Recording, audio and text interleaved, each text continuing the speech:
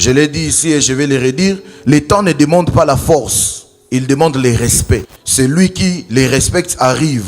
Et celui qui les force se fatigue. Lorsque tu es dans la montagne, ne t'étonne pas si tu n'écoutes pas la voix de Dieu. Parce que Dieu se rassurera de te laisser le temps, de mettre en pratique dans la montagne ce qu'il t'avait dit dans la vallée.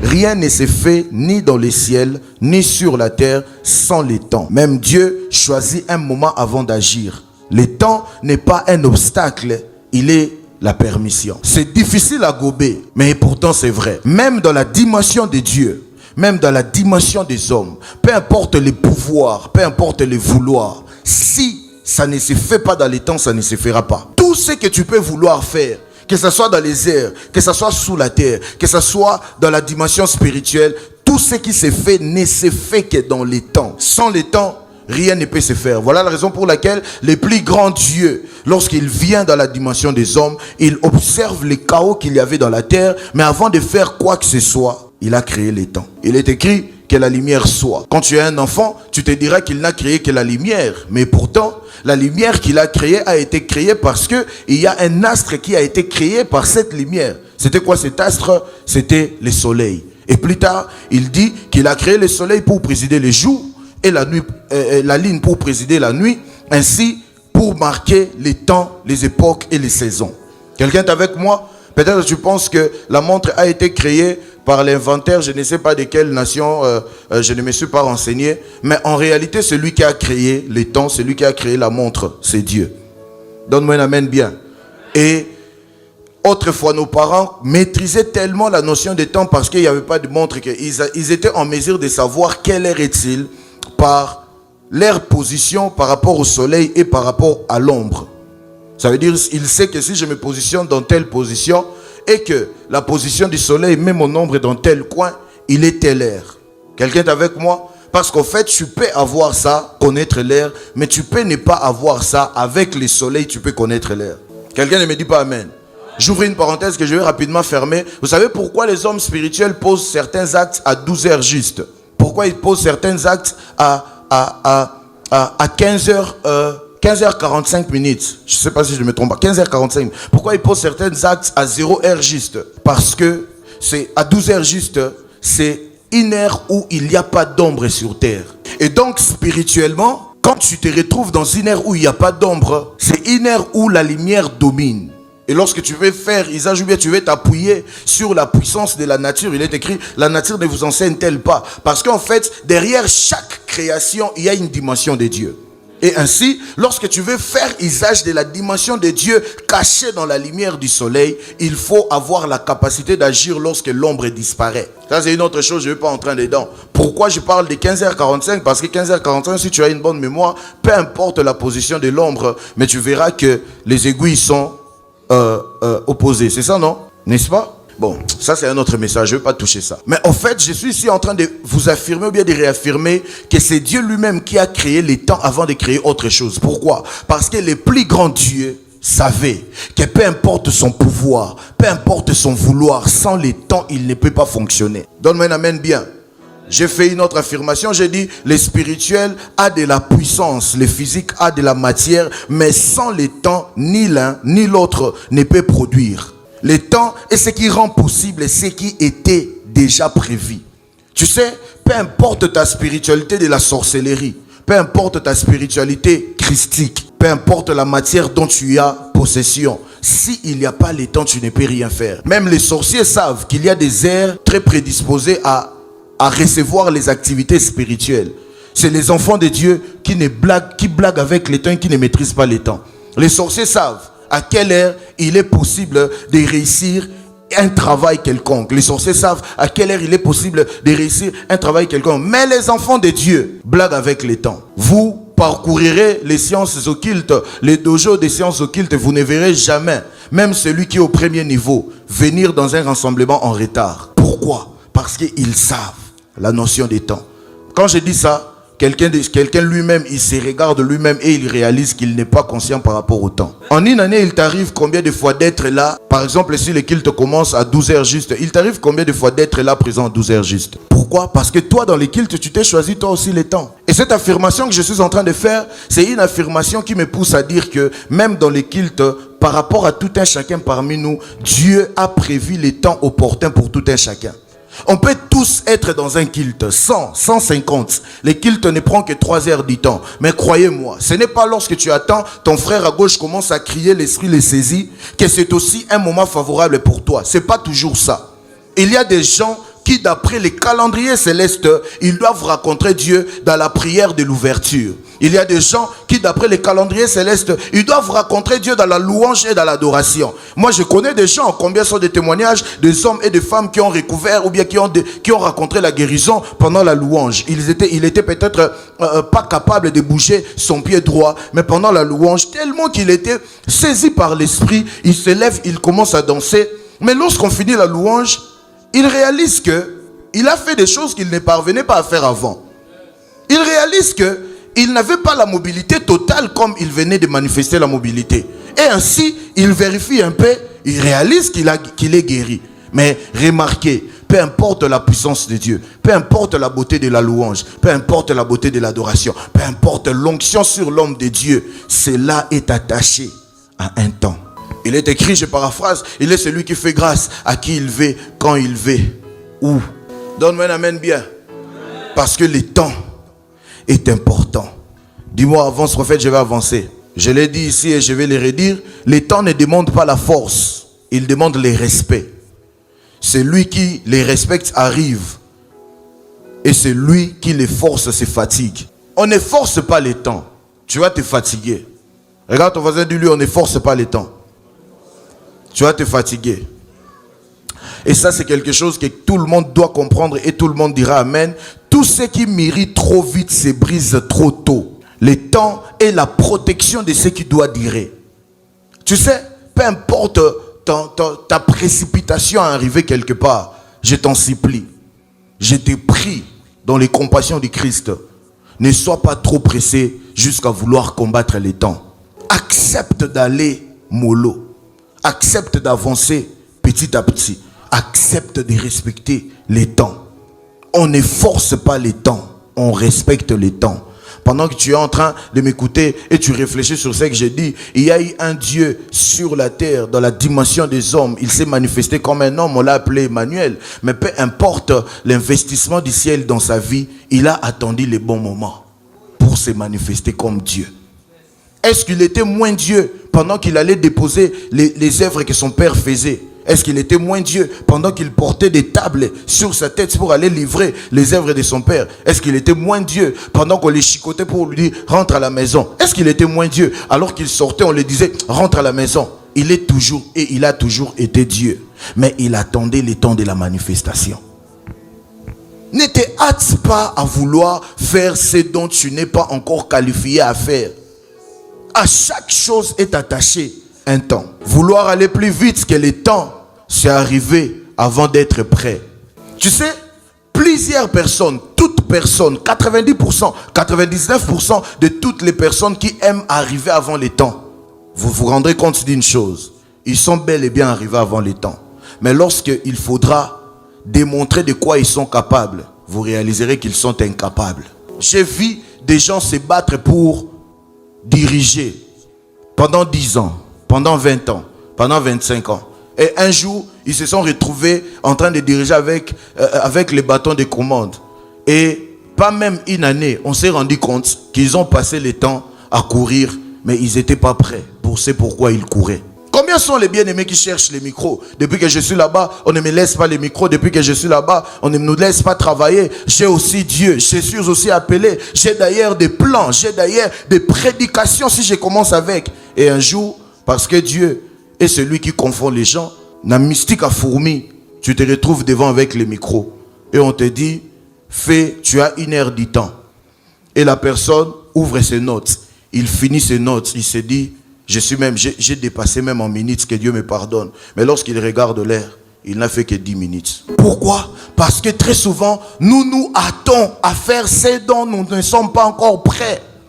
Voilà la raison pour laquelle, lorsque tu demandes à Dieu quelque chose, peu importe le temps que ça te prend, si tu vois Dieu ne pas les donner, c'est que Dieu veut te donner, mais il te prépare pour recevoir la chose. Car tout ce que tu reçois avant le temps, même si c'est une bonne chose, ça peut jouer à ton défaveur. C'est comme ça, aujourd'hui, on appelle des gens les parents précocement. C'est parents comme tous les autres parents, mais il est devenu parent de manière précoce. Et nous connaissons les retombées. J'ai déjà vu quelqu'un, la nuit, l'enfant se réveille, l'enfant pleure parce que l'enfant est affamé. Les mamans souffrent, la maman aussi se réveille. Elle essaye d'allaiter l'enfant. Mais puisque maman elle-même aussi, elle n'a pas mangé, elle a laissé quelques larmes couler. Et puis tu sais, tu dois être une fille pour comprendre ce que je veux dire. Allaiter quand tu as faim, tu auras l'impression que c'est tes organes qui sont en train de vouloir sortir par cette voie-là. Et l'homme, puisque l'enfant ne se calme pas, l'homme aussi se réveille, il regarde la première charge qui est la mère et la deuxième charge qui est l'enfant, et que lui-même aussi il a un enfant, il commence à pleurer. Donc les gens qui sont de l'autre côté, ils attendent deux voix en train de pleurer. La voix d'un bébé et la voix d'un adulte. La question se pose, puisque c'est la voix d'un homme, c'est que c'est la femme qui a frappé et le bébé et l'homme, ou bien? Parce que à chaque fois que tu arrives très tôt, à chaque fois que tu arrives avant les temps, très souvent, 99%, nous ne sommes pas prêts. Je parle à un David qui attend le son de ma voix ici. Lui, il peut tomber sur ta tête aujourd'hui, mais tu ne t'assieds pas sur le trône demain. Parce que ce n'est pas parce que lui, il tombe sur ta tête maintenant que tu es prêt à diriger maintenant. Il a reçu l'huile sur sa tête. Mais puisqu'il n'était pas encore temps, il est rentré quand même aller travailler. Vous savez, aujourd'hui, depuis que je suis pasteur, ça fait quelques mois, j'apprends beaucoup de choses et je réalise que peu importe l'onction prophétique que tu transportes, tu ne peux pas diriger une église comme un prophète. Tu dois diriger une église comme un pasteur. Parce que les prophètes sont impulsifs. Quand ça bouge, il prend des décisions. Quand ça bouge, il se décide. Mais quand tu as le cœur d'un pasteur, tu as le cœur d'un berger. Et on apprend à diriger une nation d'après la méthode de Dieu en prenant soin d'abord des brebis. Donc lorsque Dieu gardait David avec les brebis, ce n'était pas pour l'humilier, mais c'était pour les préparer. De la même manière dont il va diriger les brebis, c'est ainsi qu'il va diriger un peuple. Et si tu connais la Bible, tu verras que dès l'instant où on a déposé l'huile sur sa tête, et le jour où il s'est assis comme roi, il a pris à peu près 25 ans. Dieu m'a parlé, il m'a dit, je suis prophète, je dois commencer une œuvre. Prophète David a dit, je dois partir. Parce que c'est Dieu qui t'a parlé. Moi qui suis un humain, est-ce que tu vas m'écouter? Pars. Mais à peu près avant 5 ans, on va se revoir dans un programme. Tu es très jeune, mais tu auras l'apparence d'être très vieux. Et quand je te demanderai comment va l'œuvre, tu diras, prophète, j'ai tué ça avant que ça ne me tue. Les ministères, l'église, ça semble être bien. Aujourd'hui, tout le monde veut être pasteur parce qu'il pense que être pasteur, c'est avoir une veste, la cravate, où on chante, on adore. Dis-moi, avance, prophète, je vais avancer. Je suis en train de dire une chose pour quelqu'un. Ce n'est pas tout ce qui est possible et qui est permis maintenant. Le temps décide quand la possibilité devient réalité. Tu sais, c'est possible pour un enfant de 18 ans de se marier. C'est possible. S'il y a les moyens, peu importe l'âge, 18 ans, tu es considéré adulte, tu peux te marier. Mais vous savez pourquoi aujourd'hui il y a des divorces comme des pluies? C'est parce que ceux qui se marient, ils n'étaient pas prêts pour se marier. On ne se mariait pas parce qu'il y a la possibilité. Mais on se marie parce qu'on est prêt. On ne chante pas parce qu'il y a la possibilité. On chante devant les gens parce qu'on est prêt. Hier, j'étais dans un direct, quelqu'un me pose la question, prophète, comment être constant dans un service prophétique devant les gens? Ça veut dire que tu commences, ça ne s'arrête pas, tu avances. Parce que lorsque je commence, j'ai l'impression, ça fuit un peu. Je lui dis, regarde, dans les choses de Dieu, on fait publiquement ce qu'on est en secret. Tu dois apprendre à être en secret avant de venir les démontrer publiquement. Donc si publiquement tu n'arrives pas à percer, ça veut dire qu'en secret tu n'arrives pas à percer. Apprends à rester avec Dieu. Apprends à écouter la voix de Dieu. Apprends à connaître comment il parle en secret. Ainsi, lorsque tu seras en public, tu sauras reconnaître sa voix aussi en public. Il est écrit, tout est permis, mais tout n'est pas utile. Il y a un temps pour tout. Amen, amen. C'est que c'est lui qui comprend les temps. Cesse de se comparer. Car chacun a son air. Tu sais, c'est le jour où tu comprends les temps que tu arrêtes de te comparer. Très souvent, tu te compares aux autres parce que tu penses que les temps des autres, c'est aussi ton temps. Vous avez vu, les frères Jérémie chantaient ici. Il y a quelqu'un peut-être dans la salle, tu n'as jamais chanté devant les gens, mais tu penses que tu as le don de la musique. Et là où tu es, tu te dis, en tout cas, que Dieu touche aussi les cœurs des daddies, qu'il me donne aussi les micros des mains pour chanter. Tu n'as pas encore compris. Chacun dans la vie a son temps. On a tous la même montre, mais on n'a pas tous la même saison.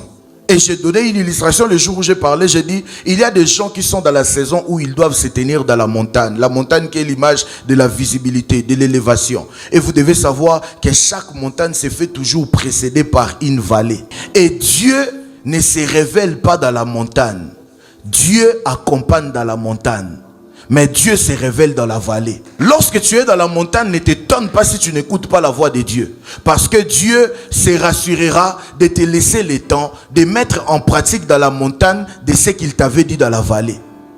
Donc lorsque tu vois quelqu'un se retrouver dans la montagne, ne te lève pas toi aussi dire que oh, puisque lui il est dans la montagne, moi aussi je vais aller dans la montagne. Lorsque les adversités viendront, c'est lui qui était dans la vallée avant d'être dans la montagne, il va rappeler Dieu ce que Dieu lui a dit dans la vallée, et Dieu parce qu'il est juste et fidèle, il va l'accompagner. Mais toi qui as contourné, tu n'es pas passé dans la vallée, tu t'es retrouvé dans la montagne, face aux adversités tu diras à Dieu quoi? Parce que tu n'as pas rencontré le Dieu de la vallée.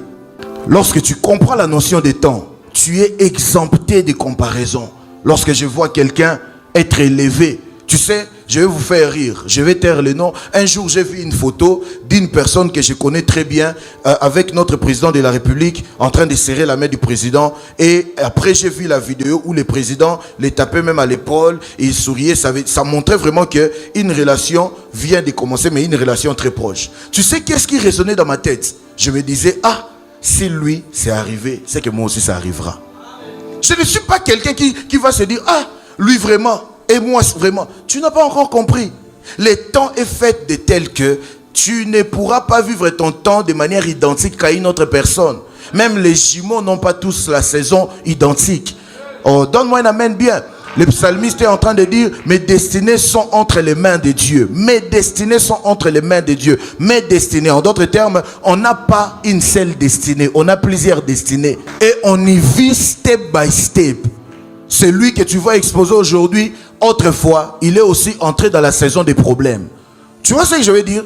Toute personne, ministre de Dieu, croyant, non croyant, si tu le vois arriver à un temps de sa vie avec une certaine aisance, ne te hâte pas à vouloir être comme lui en ce moment-là. Ça veut dire qu'il a payé un prix quelque part. Et ainsi, l'église, puisque nous ne maîtrisons pas la notion des temps, King, c'est comme ça que lorsque nous voyons un frère faire un pas, parce qu'on ne sait pas que au moment où lui il fait les pas, c'est sa saison de faire un pas. Pour moi, c'est peut-être mon temps de m'agenouiller.